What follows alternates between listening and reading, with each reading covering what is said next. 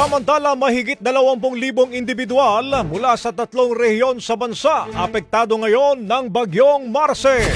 Brigada Kat Austria, ibrigada mo! Brigada Live Report. Umabot na sa 20,674 individuals ang naapektuhan ng bagyong Marce mula sa 3 rehiyon sa bansa.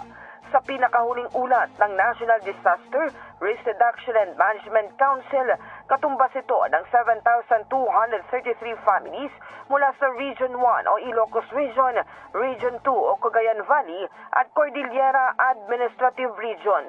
Mula sa nabanggit na bilang, 3,958 families na may 11,476 individuals ang kasalukuyang nasa iba't ibang evacuation centers sa mga nabanggit na rehiyon. Samantala, ilang kalsada ang hindi madaanan ngayon ng mga light vehicles, partikular sa poblasyon Pagudpud at Pansyan sa Adams, Ilocos Norte at Nakanmuan, Sabtang, Batanes. Meron ding ilang kalsada sa Isabela at Apayao ang hindi naman passable sa lahat ng uri ng mga sasakyan. In the heart of changing lives, ito si Brigada Kat Austria ng 15.1 Brigada News FM Manila, the Music News Authority. Brigada Balita Nationwide.